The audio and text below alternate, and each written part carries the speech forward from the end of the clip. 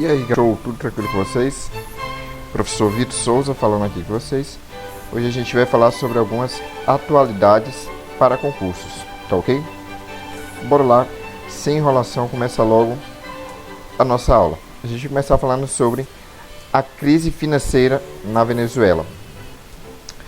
Por que esse assunto é tão importante? Por que não compete só a Venezuela, a crise financeira de lá?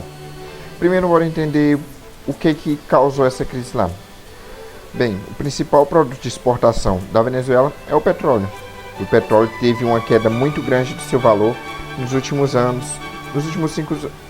cinco anos aproximadamente. Isso fez com que a Venezuela entrasse numa crise muito grande. Outra coisa que influenciou foi a crise política que a Venezuela está enfrentando. Com a morte de Hugo Chávez e a chegada de Hugo Maduro no poder, acabou se criando situações que favorecessem para que a Venezuela estivesse nesse atual estado de recessão. E atualmente a Venezuela está com uma inflação de cerca de 1 milhão%. Pai, você está exagerando não? Esse dado foi divulgado pelo Fundo Monetário Internacional nessa segunda-feira, dia 23. Ou seja, a gente percebe aí que a Venezuela está num estado muito complicado e acaba influenciando diretamente na economia de outros países, inclusive no Brasil. Como assim influenciando? Bora lá. O pessoal que mora na Venezuela estão tendo situações de vida crítica, tendo que comer carne de cachorro, tendo que comer carne estragada. E por conta desse sofrimento, o pessoal acaba optando se mudar para outros países, como por exemplo para o Brasil e para os Estados Unidos, que são os principais. No Brasil, as leis de imigração não são tão rígidas e recebe o pessoal aqui da Venezuela de boa. Só alguns moradores de Roraima que têm alguns atos hostis para com eles, mas não é nada de grave. Agora, isso aqui nos engatilha para outra situação, que é os Estados Unidos e a imigração. Nós devemos ter em mente que os Estados Unidos têm leis muito rígidas quanto aos imigrantes que chegam a esse país, principalmente imigrantes ilegais. O que acontece? Com a chegada de Donald Trump no poder, essas regras foram deixadas ainda mais rígidas. Inclusive, o ápice de rigidez dessas regras foi o programa Tolerância Zero, onde não se aceitava imigração ilegal de jeito nenhum. Teve um ponto em que as pessoas chegavam e eram direcionadas a galpões para ficar abrigadas ali. Esses galpões não eram adequados para crianças estarem. Portanto, os pais eram separados dos filhos. Só que o mundo não viu isso de forma legal. Então Donald Trump deu uma aliviada, vamos dizer assim, nessa questão. Falando ainda dos Estados Unidos, a gente vai falar de outra questão muito importante, que tem uma relevância muito grande, que é armas para os americanos. Pessoal, você pode até perceber que eu não escrevi muita coisa. Geralmente botei o tópico e coloquei uma imagenzinha. Não escrevi muitos dos dados, mas por quê? Olha, segundo a psicologia, o que você escuta, o que você vê, você aprende sim. Ok, até aí beleza. Só que o que você escuta e copia, você aprende muito mais, você vai ter um aprendizado muito mais eficaz, um aprendizado muito mais firme e fixo.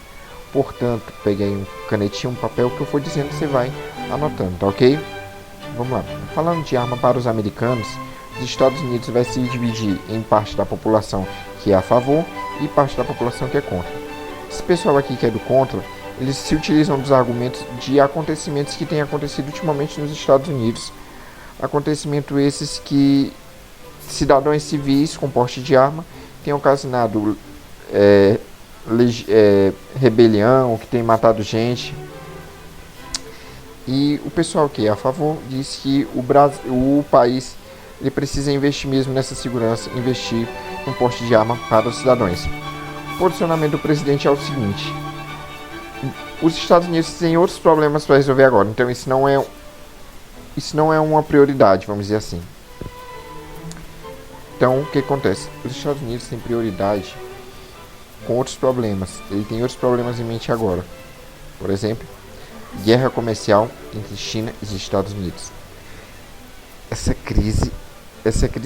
guerra comercial é a maior de todos os tempos. Mas como é que funciona essa guerra comercial? Não entendi bem. Não, não tem arma, não tem tiro, não se preocupe, nem nada disso. Guerra comercial, o que acontece?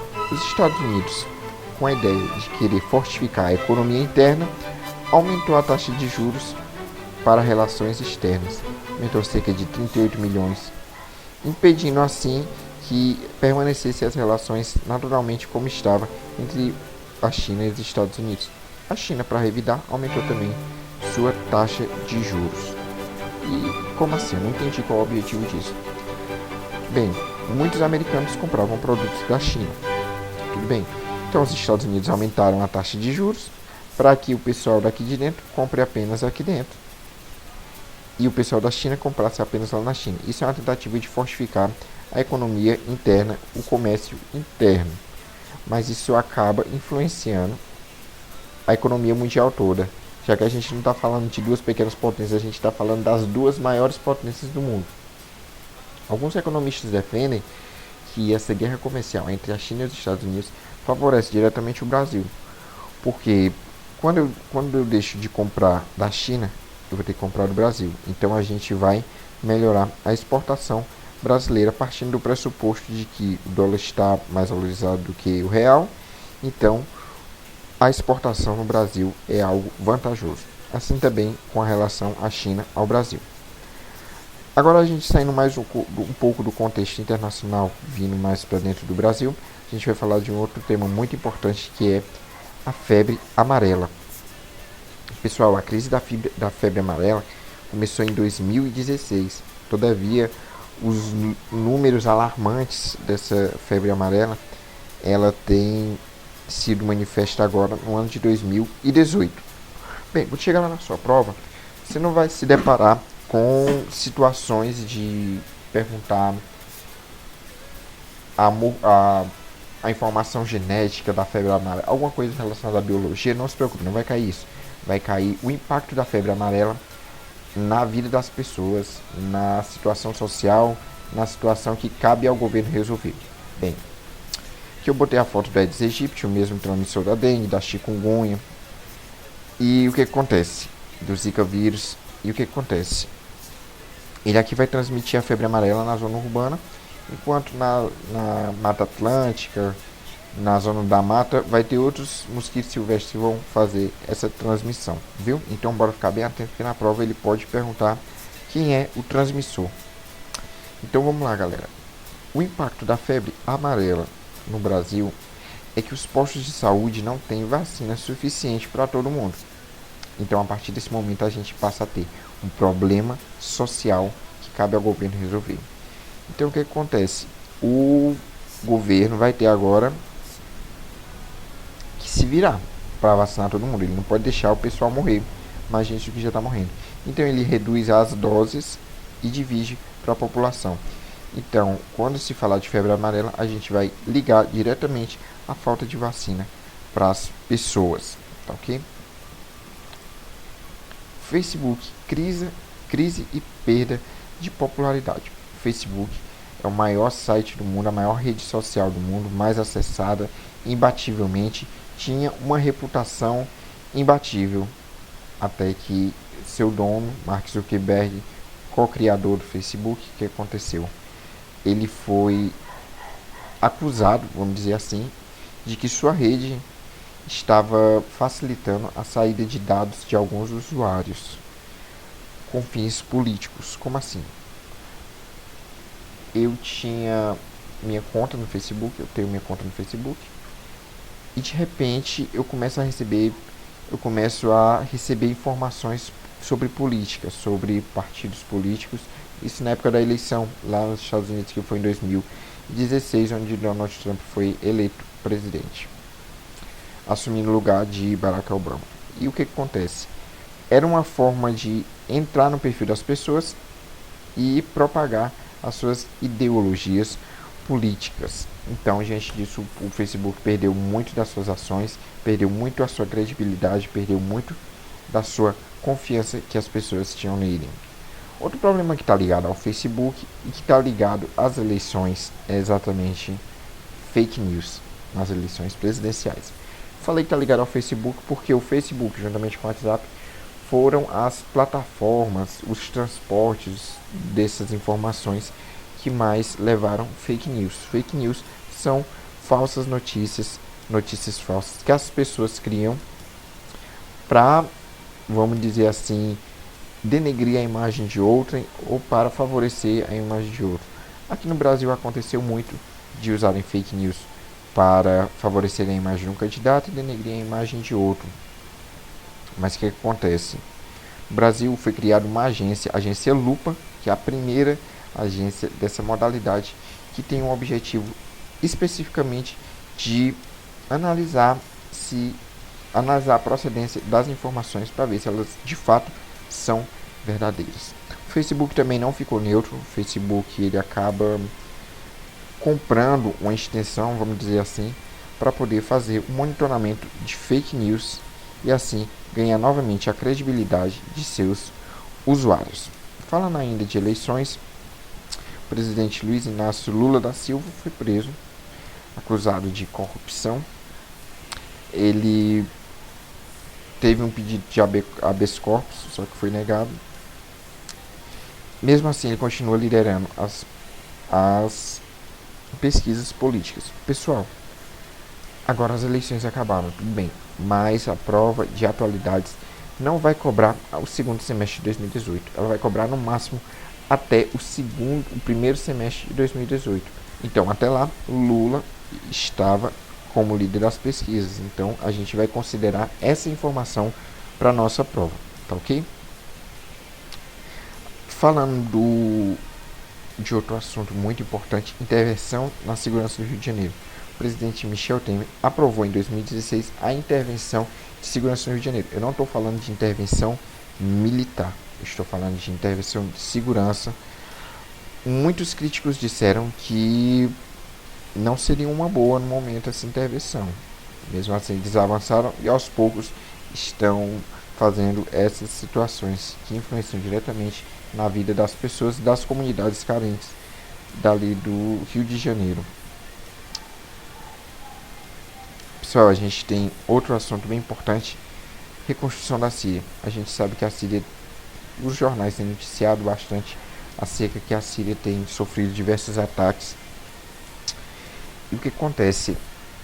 A Organização Mundial, os países querem ajudar a Síria a se reconstruírem, tá certo?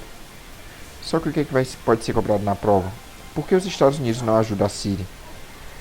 Porque por conta de algumas atitudes que a Síria tomou durante a guerra, os Estados Unidos deu sanções à Síria. Por conta dessas sanções, ele não pode estar ajudando a Síria nessa situação. A Organização das Nações Unidas, ela pede que ele ajude e passe por cima das sanções, mas ele não pode, tá ok? Outro assunto bem importante é a nova versão do vírus Ebola. Essa é a primeira vez em que o portador da doença, o transmissor da doença, ele é descoberto antes de uma crise. No caso, o morcego, ele é o transmissor do vírus Ebola, dessa nova versão. Então, os estudiosos, pessoal da Califórnia, já pegou algum desses morcegos para estudar, para evitar uma possível crise, tá ok? Pessoal, outro assuntozinho importante, gelo na Lua. Por que isso é importante? Por que isso é importante? Porque isso acaba mostrando o avanço tecnológico e o avanço da ciência quanto a essas questões. A ciência hoje atualmente diz que a Lua ela já foi habitável há alguns anos atrás. E o que ela quer descobrir hoje é se de fato foi habitada. Então ela pesquisa por meio de estudos se tem alguma forma de vida, se tem alguém ainda lá, se tem alguma forma de vida ainda lá. E o que acontece? Existe gelo na Lua, principalmente nessas crateras dela e nos polos de rotação dela, que esses são os locais mais gelados. Falar em gelo, eu lembrei agora de uma informação que eu não coloquei no slide, que fala sobre o gelo aqui no Brasil. No sul do Brasil tem nevado, tem caído neve, viu, pessoal? Então isso é muito importante vocês saberem. Se cair alguma informação falando sobre isso, está correto. Nos pontos mais altos do sul do Brasil tem acontecido o fenômeno neve. Pessoal, essa questão aqui da Lua, ela é muito recorrente porque também ela nos remete à ideia de tecnologia, de avanço tecnológico, da inteligência artificial que tem que ser desenvolvido. Inclusive, alguns cientistas se comprometeram a não desenvolver mais robôs que desempenhem funções de humanos porque tem medo de um dia eles dominarem o mundo. E pessoal, a tecnologia ela é demais, é incrível. Você está estudando agora, vendo essas informações por conta da tecnologia. Mas o que acontece? A tecnologia ela também tem algumas desvantagens e a maior delas é o desemprego. Por exemplo, um robô que faz a função de 4 homens acaba de tirar 4 homens de trabalho. Então isso vai influenciar diretamente na economia, na situação social de um país. Pessoal, eu quero agradecer a vocês que ficaram até o final dessa aula e queria pedir para vocês se inscreverem aí no canal, deixar seu like, compartilhar com seus amigos, viu? Se você quiser me seguir nas redes sociais, no Instagram João Vitor Keyboard, no Facebook João Vitor Souza, tirar alguma dúvida. Essa aula aqui sobre atualidades, mas eu também sou graduado agora em matemática. E é isso, pessoal. Muito obrigado, forte abraço. Se cuidem aí. Valeu.